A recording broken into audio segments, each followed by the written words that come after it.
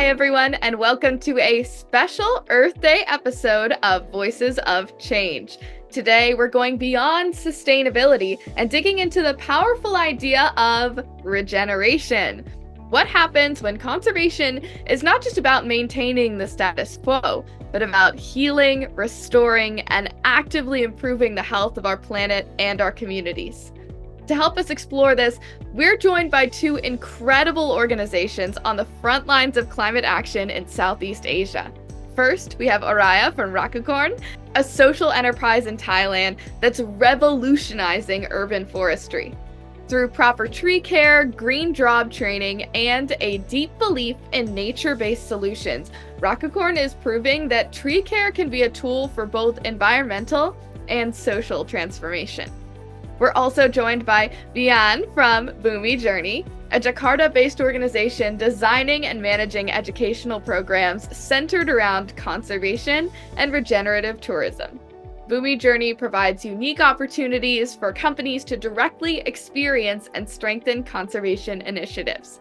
In today's conversation, we'll unpack what regeneration looks like in practice, how local traditions and knowledge influence climate solutions, and how volunteers, from individuals to corporate teams, can play a meaningful role in building a better future. Let's get into it.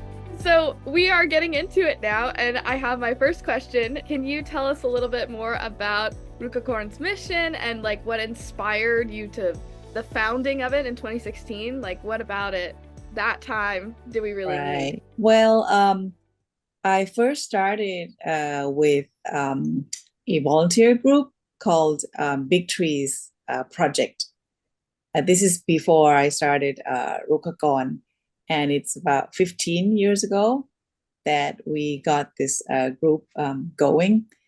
And that's because back then we were starting to see so many big, tall, shady trees disappearing from cities like Bangkok and being replaced by buildings and roads and electrical wires.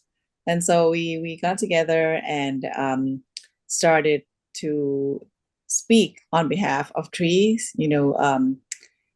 carry out activities where you can go and visit big, beautiful trees around cities like Bangkok and Chiang Mai and other places.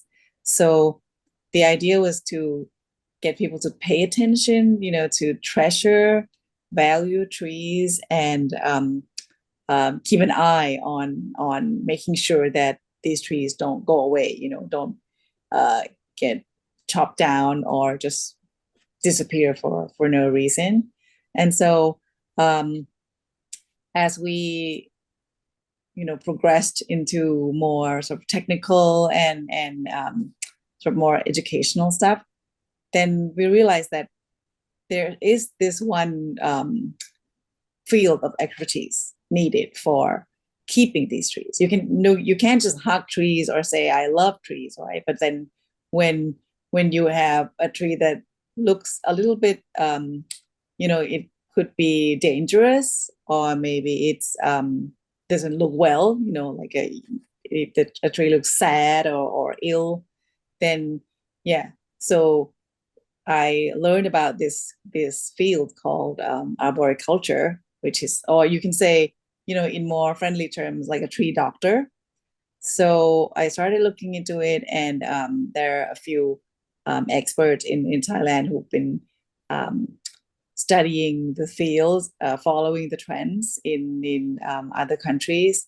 And so he said, why not start a company, a social enterprise to train people to become professional tree doctors, not just for households, but also to look after public trees. So it was completely brand new. Back when we started, where very few people knew what it means. But luckily, we attracted quite a few young people who are into the outdoors, adventures, or rock climbing, mountain climbing. And yeah, so from then on, we've been running, I guess, hundreds of tree care training courses, and yeah, we can say maybe we have about, it sounds like a small number, but probably about 100 practicing, Oh, professional tree workers. I'm not talking about Bangkok. I'm talking about the whole of Thailand. It sounds very small. In places like the US, we probably have thousands, but we are um, moving along, at our own pace. Yeah, so that's my it seems like in introduction. big part to your efforts, like you realized that there was an issue that one person couldn't solve. You couldn't go around and fix every tree. So Right. getting But of more, course I had to work with, different partners like universities, like the forestry department, also the Bangkok Metropolitan Administration, so luckily they eventually sort of agreed to this concept and yeah, took part in this long-term training and yeah, professional development project, which is still going on to this day. that's incredible. Like education as power and as resistance and preserving your environment. That's an incredible Right. Yeah. And then plus, we don't require any like minimum education. You just have to be able to read and write. And of course, you want to climb, you want to work, with chains, saws and hand saws and all that. But otherwise, yeah, no need for any educational background as long as you find this kind of work fun. Yeah. So you could just join us. That's wonderful. Anyone listening, if you want to be a tree doctor, all you have to do is read, write, and like to climb. Exactly. That's that's awesome. And they'll obviously train you on the rest. That's fantastic. As a regenerative travel company, can you share Bumi Journey's mission and how you're contributing to climate action and empowering local communities? Sure, thank you so much, Amy. So, I mean, now we all talk about climate, we talk all about carbon, but that's on the effect side, right? But what is actually causing this climate and carbon? So we want to take a look at the deeper like roots. And then we found that like we talk about burning fossil fuels, transportation, agriculture, and everything. But again, like what is happening? Like why human do these damaging things, right? And we take a look and deeper, and then we found out that it's actually our disconnection with nature that causing all of this. Like we are very drifted away from nature time by time. So we are consumed with all of this individualistic and greed and purposely just staying focusing on economic drive solely. And it's actually quite related what Arya have been saying as well.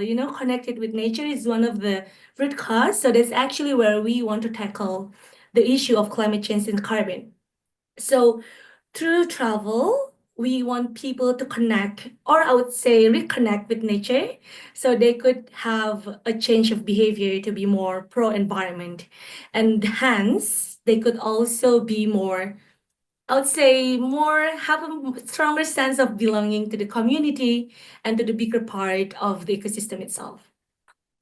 That's wonderful. So, really focusing on not only unity between an individual with nature, but also their connectedness to the whole world and all the other people in it.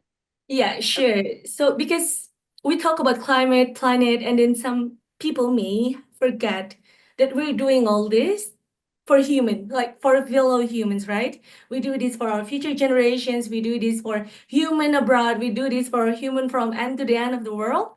So we want people to know that when we connect with nature, it's actually connecting with, fellow humans as well. Wonderful.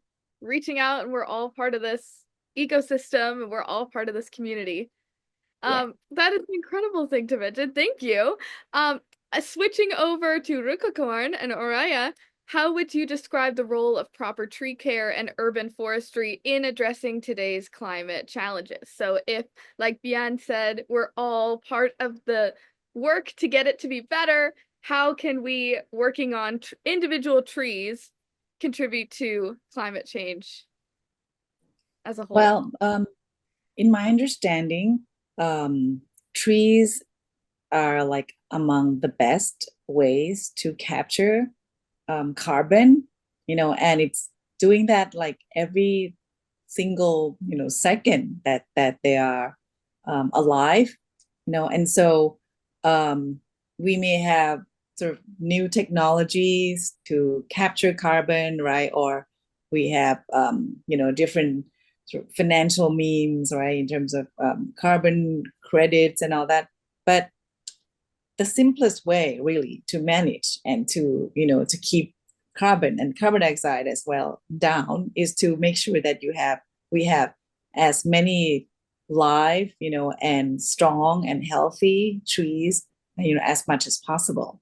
And it can be anywhere, right? And it doesn't mean that the trees that grow in your house only take care of your health and your air, right? But it means you're sharing the quality of life, the quality of the environment to the people living nearby your house or even walking by your house. So imagine if all houses, all public spaces have big, strong, and healthy trees. Then I think we would be much better off health-wise and also environmentally sound as well. So the challenge for an urban setting is that, having said all that, you look at a tree today, you have the concrete pavement, right? You have the drainage, you have the utility lines. So tree doctors or arborists and also tree workers are very important because they are the ones who understand the nature of urban trees the most. They know where the risks are. They know exactly which positions on the branches of the trees that need to be cut. Like, I mean, if you come to Bangkok or some other places in Thailand, sometimes you might see, a nice looking tree, but then with all the branches completely cut off, the trunk is still there, but the branch is gone.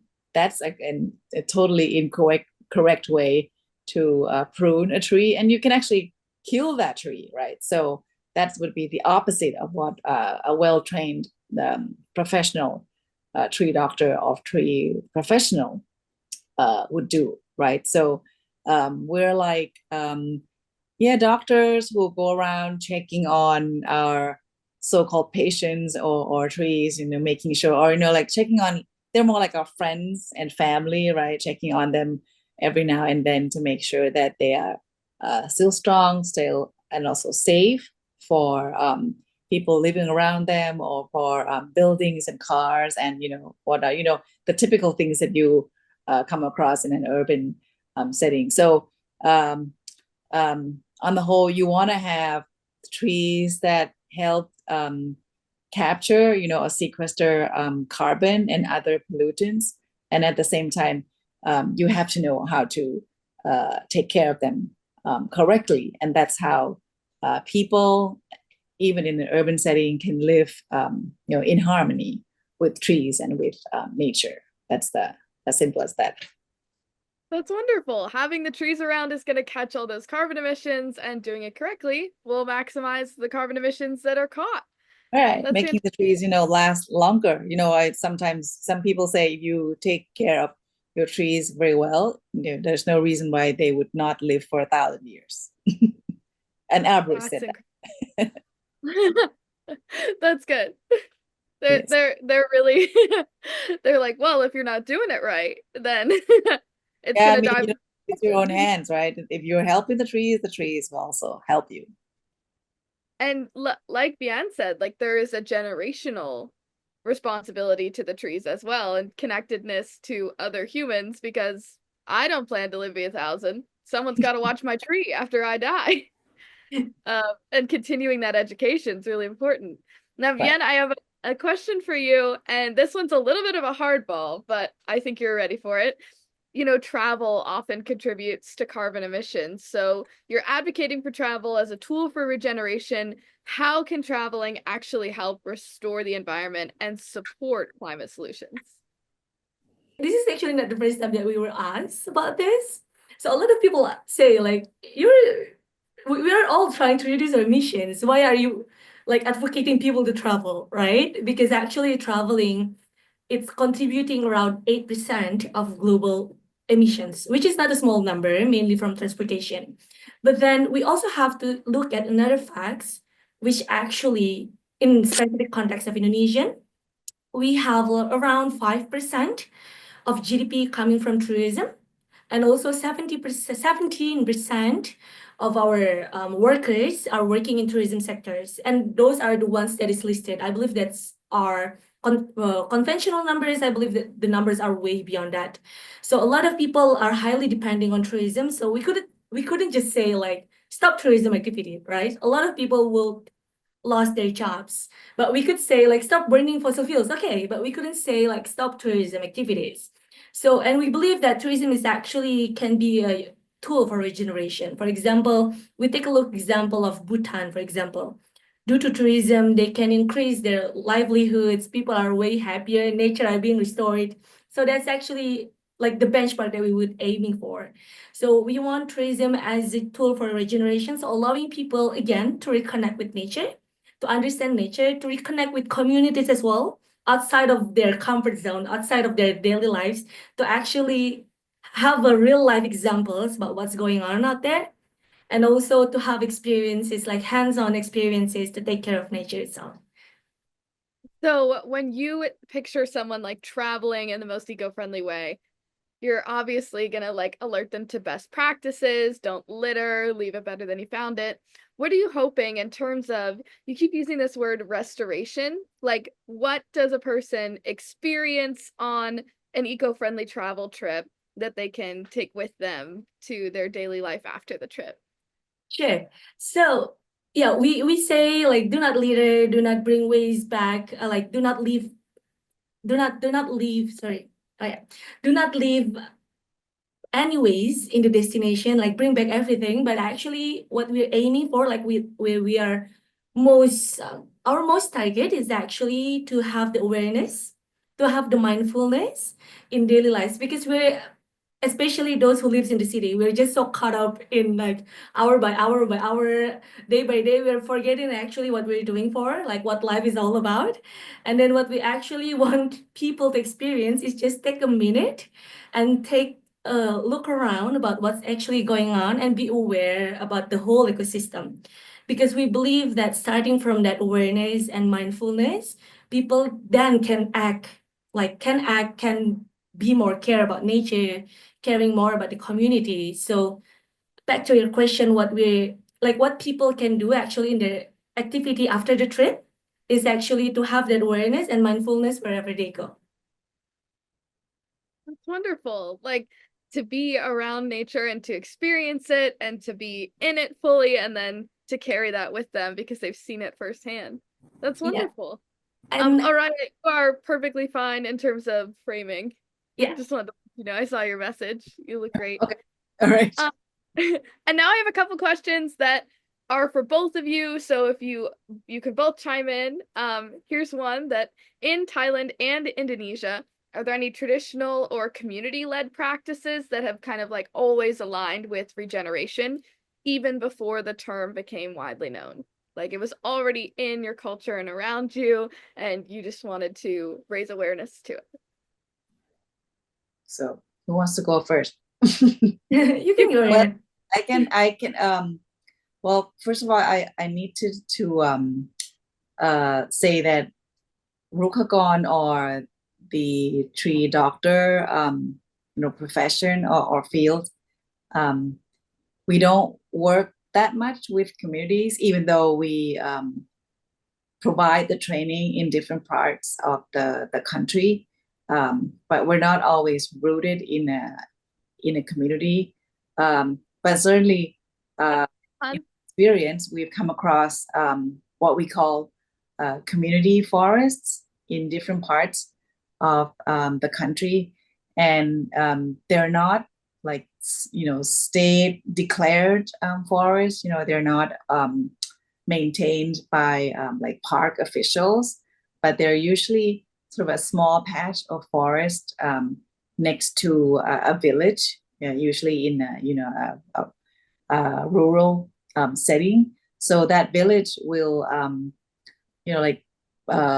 collect fruits and leaves and other forest products from that small forest, and then they can sell, or they can, eat, or they can, make different things out of it. So the idea is for the whole village to help take care of this community forest. So, but then again, that kind of practice at the moment is not exactly connected to Rukkakorn or the tree doctor profession itself, but it is now connected sort of indirectly, because from these years that we've been going to different places and providing tree care training, we are always happy to meet people who join our training from like another province or another town, and then after some experience with us, like in Bangkok, they'll say, okay, now I'm ready to go back to my hometown and to either be a tree doctor or tree care professional there, or do other things that his town or her village has been doing, but at the same time sort of trying to get people there to understand why you need a doctor for trees, because sometimes when you don't really have the knowledge on how to prune trees, like sometimes you cut too much, right? And then you end up losing a tree, even when you are living in a village surrounded by trees. And so this is, for me, this is kind of like regeneration in itself, because we are seeing people moving back, from an urban setting, moving back to where they belong, moving back to their roots, but also applying the new knowledge, the new experience that they gain from other places. So combining like ancestral wisdom to sort of newfound knowledge and skills that they acquire from other places. So I think in a way that for me is regeneration. And I think I also think about like personal healing when it comes to, when you talk about this word regeneration. Like I'm like, in front of me I have this magazine that came out years ago, and it's actually a special issue on people and trees in Thailand. And one thing that they all have in common is that they kind of get tired of working like on as an employee, or like do a day job, and so they're joining so many other people who are going back to a more like healing environment, a more comforting, more like human kind of way of life. And most of the time, it means like quitting your factory job, or like a desk job, and going back to like your grandparents' fruit orchard or forest, and then becoming part of that setting again. So I think it's kind of like a nice combination between like an urban experience, and then getting back in touch to your roots, your hometown again. Something like that. That's wonderful. And it's not only like regenerative to the environment, but personally regenerative to people who get to connect with nature now in their day-to-day life. They're not in a factory or in an office. They're in the field, literally. Yeah, that's right. So I think that's regeneration for me. Fantastic. Thank you for sharing. Vian, do you want to share if there are any like cultural practices that you maybe like grew up with all the time, and then you're like, this is exactly the mission, we just had to rebrand for the modern day? Yeah, I think in Indonesia, like we believe that regeneration is actually rooted deeply already in Indonesian culture. Like our indigenous, our ancestors, they've been doing this for 100 years. It's just that we have lost that connection, and then we translated it into something new. Like for example, in Bumi Journey, we believe that nature is us. It's actually, we are part of nature. It's not like two separate identity. And it's actually already thought by our ancestors in Java.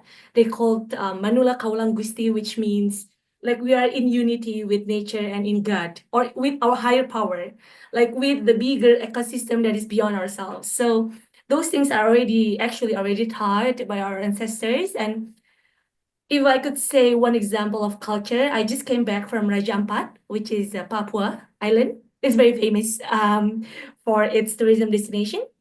And I was taught that there is this specific culture called Sasi, where people actually sworn upon the land, and they say to stop any activities like harvesting, taking things outside of the land for several like weeks or months.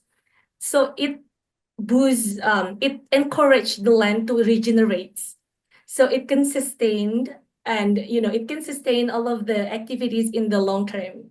So it kind of like ensuring that they still have the abundance for the for the future. So it's very beautiful because they stop fishing, they stop harvesting things for several weeks just so they could have like a bigger harvest results in the long run. So I think those regeneration culture is actually very already embedding in Indonesia culture itself. That's wonderful. And it plays perfectly into my next question, which is, in a time of climate urgency, how do you balance long-term ecological goals, like having fish for the future, with those immediate community or environmental needs that would be, we need fish today? Yeah, right. That's really, yeah, that's a very good point. So we do like three things, I would say. One is we listen, because sometimes like we're actually not coming from their own community, right? We're coming from outside. So the first thing is to listen, actually from the culture point of view, from their culture, from their beliefs, from their daily lives. So what's actually is their pain, what is actually their struggle, what is actually their concern. Because sometimes we assume, right, when we go somewhere, we assume that they need this, but they don't actually need it. They need something else. So first is listening, and then second, then we prioritize what actually matters between what they need and actually what we are actually aiming for. Like for example, climate crisis adaptation, for example, or mitigation. Listen. So yeah, number one, listen. Second, prioritize, and then third, what we do is to show success stories or best practices, because community actually they are driven when they see the real example, right? Like if we can prove that it actually benefits them economically and also can protect their home, can protect their environment, then they will follow. We cannot just say like this theory ABC, like the concept is this, but we do not actually give them example that is going to work. So number three is that we give them examples with the hope that then the bigger part of the community will follow the journey as well. That's wonderful. And I love that you're using like use cases and success stories to really inspire people.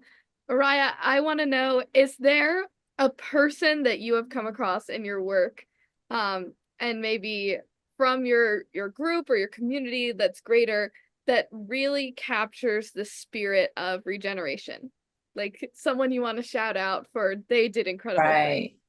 For my inspirational story, I will talk about Pimong, this guy that I've been working with in Bang Krachao, which is a mangrove island next to Jabria River, and it's on the way for the river to flow into the sea. So it's a very unique environment, and of course under threats of development or land buying.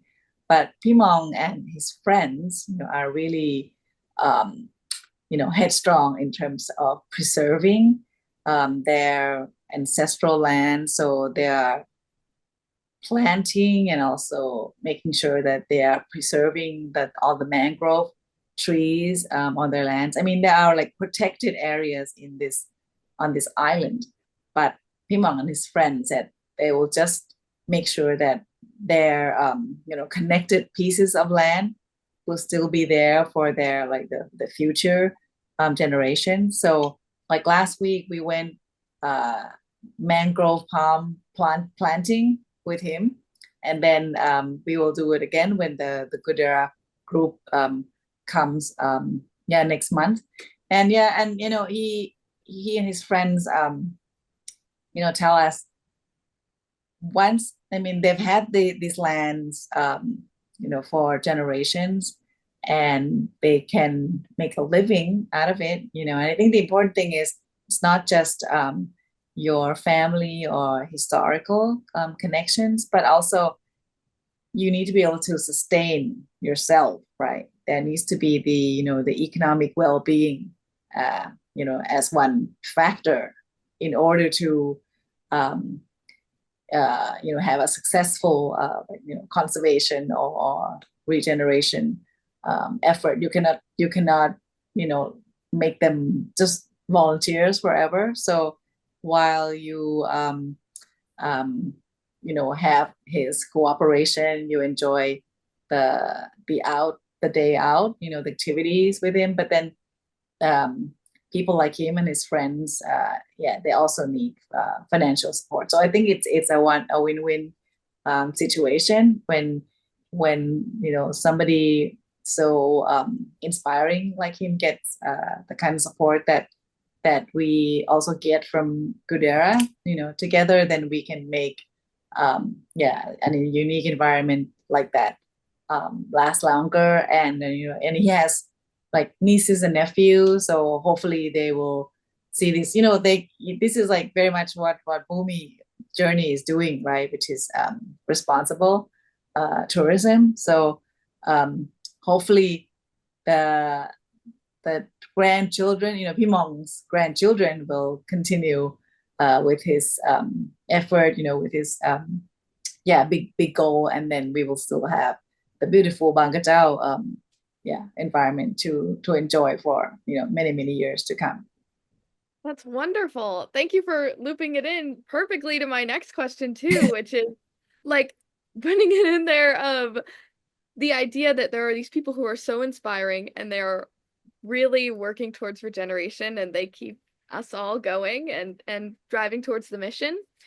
I want to know from Bian, I already touched upon a little bit of like, how do volunteers go beyond just what they're doing in the activity time? How do you design volunteer opportunities that move beyond one-off activities to help build long-term capacity and ownership within those communities?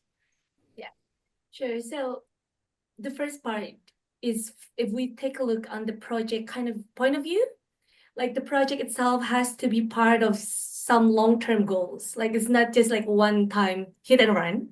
So we are partnering with community that actually has a long-term goals. So then we can keep continuing their long-term goals, like, gradually.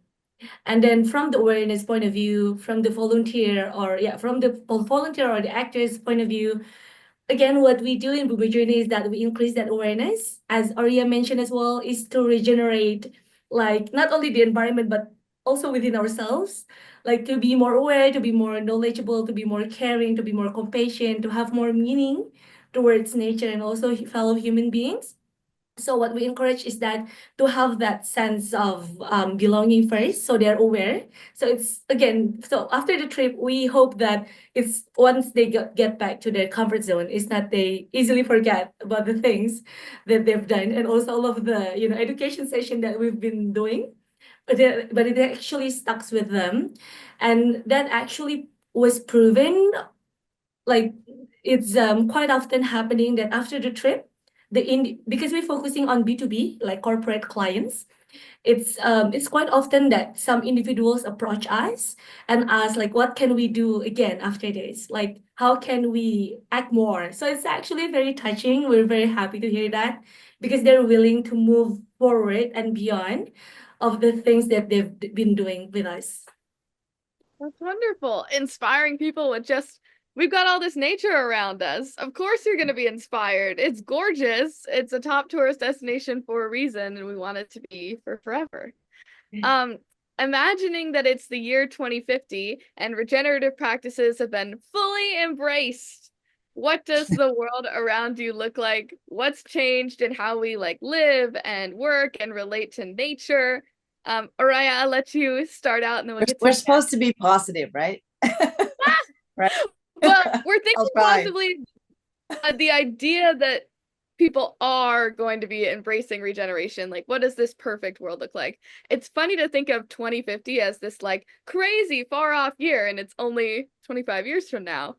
But That's what do you think if everyone joined in on the mission, and with 25 years of like runway, with everyone embracing regeneration, what could be possible? So yeah, what I would like to see to happen for real is that we not only have vibrant community forests in remote areas or in the mangrove forest that I like to go to, but I would like to see like urban forests, like vibrant trees, lots of trees, and not just trees to look at, trees for shades, but we're talking about food trees or fruit trees. Wouldn't it be nice if you can just walk along the street, and pick mangoes or or other fruit trees, seasonal fruit. This is already an idea that's being practiced in some cities, but I think if we are to regenerate, right, to become like more healthy through like our relationship with nature, I think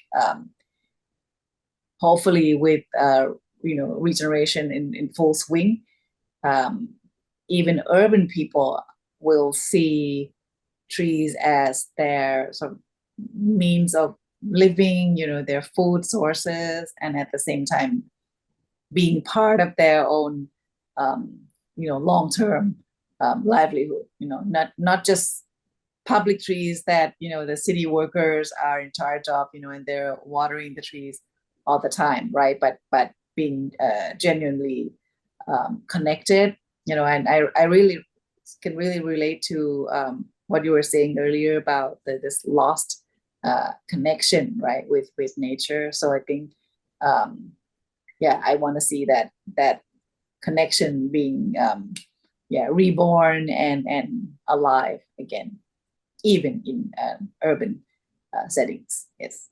Wonderful. Now I really am like mad that I can't walk down the street and get a mango. Like that seems very because it's very interesting, and I'm very excited just to imagine a world where regenerate is a common terms, like everyone is just on board.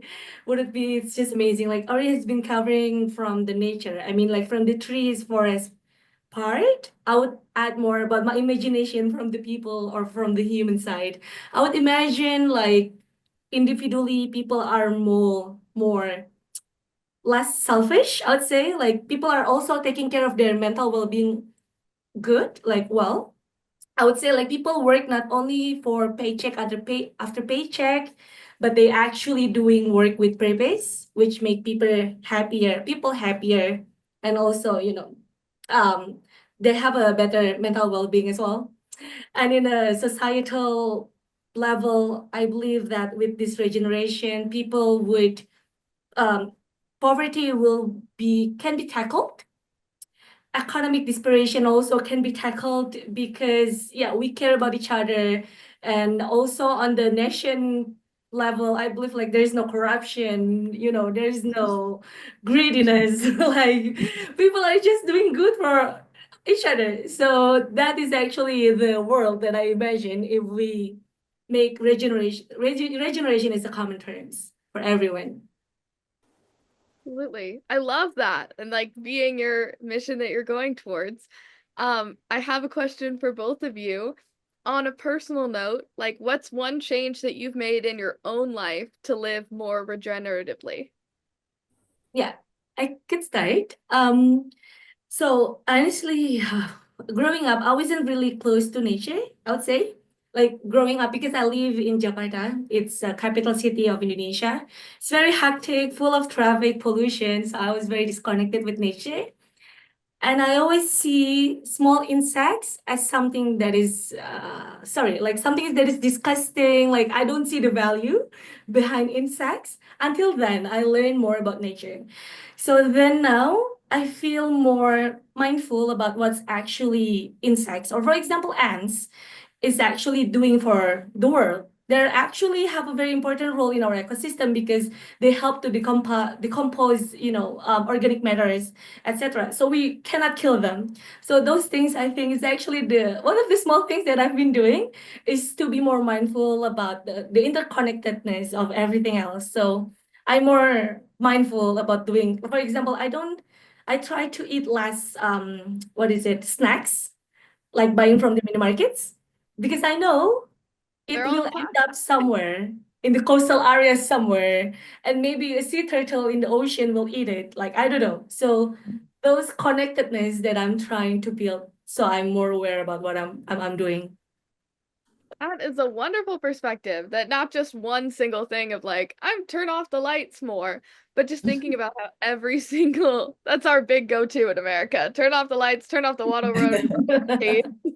Those are the big ones, and we're gonna save the earth that way.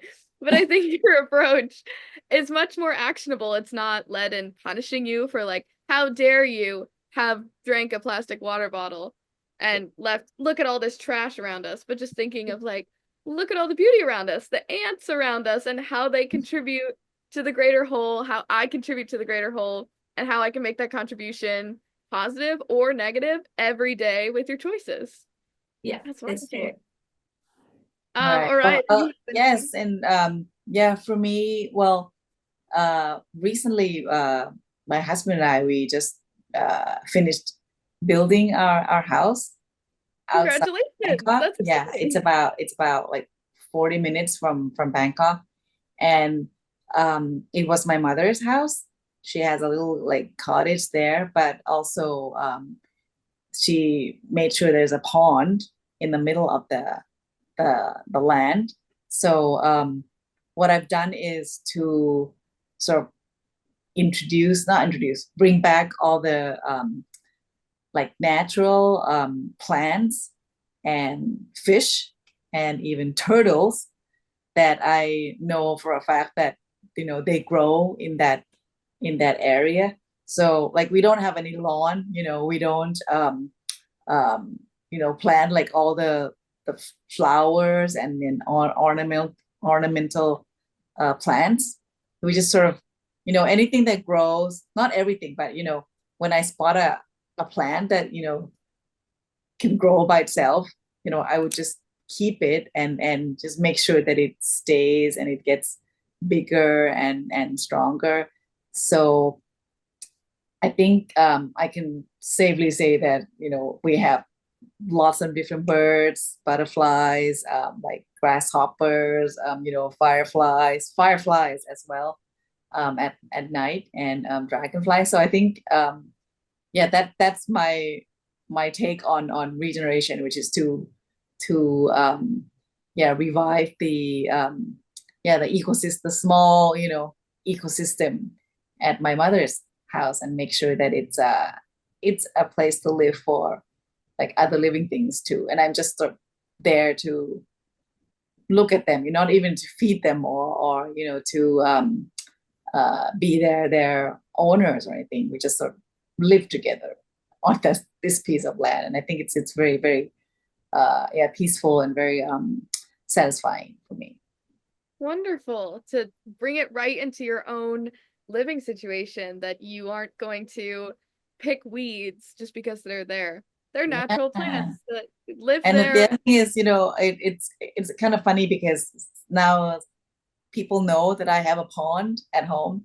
So I think I just heard from a third person who said that she has a turtle and it's like the species that would grow well in my area, and that she would bring it over, and can I please accept the turtle into my pond? Yeah, so she's the third person already. So I think I have about 6 turtles in the pond, and they have to look after themselves. They have to find their own food. I just make sure that the water in the pond is natural and clean, because we're like live together like friends. Yeah. Wonderful. What did you name the new turtle, or do you not get attached?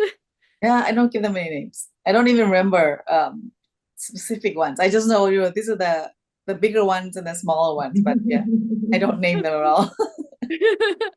Yeah, it's not your place to name them. They have their own names. They're Yeah, turtles, I because guess. most of them come on their own, they're just there. Yeah, and the newcomers are more like, strangers to to the original ones. Yes, but yeah, they're probably getting to know each other by now. That's wonderful. Um, I have a question for Bian. What's the vision for the future of regenerative travel in Southeast Asia? And like what milestones is Bumi Journey working toward in the near future? Yeah, so Bumi Journey is now we're kind of like shifting or transitioning from a climate carbon focus to be a more nature connectedness focus. So that's actually our milestone. But again, the way we communicate is still about climate because that's actually the entry point where everyone is talking about. So we're still entering from that sense. But now we are improving our education system as well and our connectedness with community as well. And we want to support more regeneration activities across Indonesia in the near future. So we want to have a bigger yet deeper connections with nature and also community in Indonesia. And we hope that in any part of the world, specifically as mentioned in Southeast Asia, we've also seen amazing movements from other countries as well that focusing on regenerative tourism. And I believe there are also several in Thailand as well. And yeah, we hope that with this regeneration, people would not only focusing on the planet part, but also on the people part. So we are, uniting in this whole ecosystem together. Fantastic. Getting people to focus on the nature and their relationship to it, but their responsibility to it for the whole world. Yeah. That's beautiful. For both of you, if you could leave our listeners with one action they could take away to support ecosystem regeneration, what would it be? Like one thing they could do today. Don't use any pesticides in your garden. Great. Yes. And That's I think great. it's very easy because you can always use, the natural ones for like, insect control or insect management. Using natural methods for insect management. That's great. It has far-reaching implications across the whole world that Yeah, and you there's know, so many, varieties you can choose from today. You don't have to use these really dangerous chemicals to wipe out the because it would mean wiping out all the insects in your backyard, basically. and we've just learned to like ants from Bian. Exactly.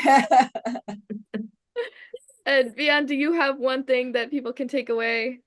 Yeah, I would say starting from spreading education and awareness, but at least just to one person in your whole life, and that's more than enough. Like whenever we finish our education session, we just say like, if one of you out of these 30 people just say this kind of education to one more person, be it your friends, your family, or your kids, which it's for us, it's more than enough. So we're encouraging people to slip this kind of conversation into daily life, like over coffee talks or just like your conversation with your kids. So because this is a marathon, right? This is a long-term game. So we are trying to get much people as possible. So yeah, not educating, like just sharing information about these topics. Yeah, getting people involved and excited and not feeling like, oh, it's a far off problem. It's something that doesn't affect me. Yeah, That's yeah, cool. exactly. We believe that. Yeah, we also encourage people to not judge others. We always say that we start imperfect. You do not have to be overnight. Do not use any plastics at all. You only do public transportation. It's very hard for some people, right?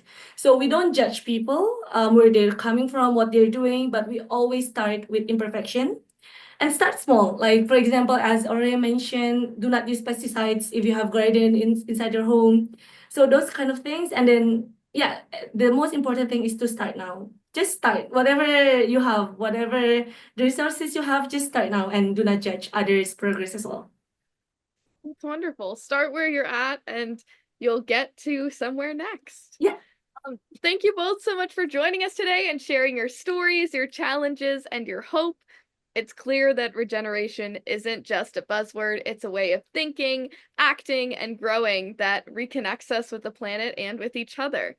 From building green jobs in Bangkok to restoring climate balance through tourism in Indonesia, your works show us that local action rooted in care and community is what will shape a more resilient future.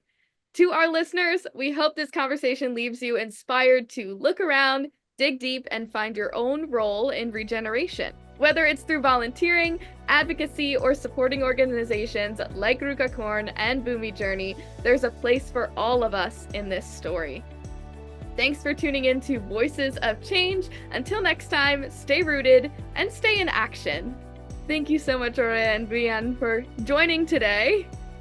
Thank you so much. Nice It's been a very fun discussion. Thank you so much, Emmy.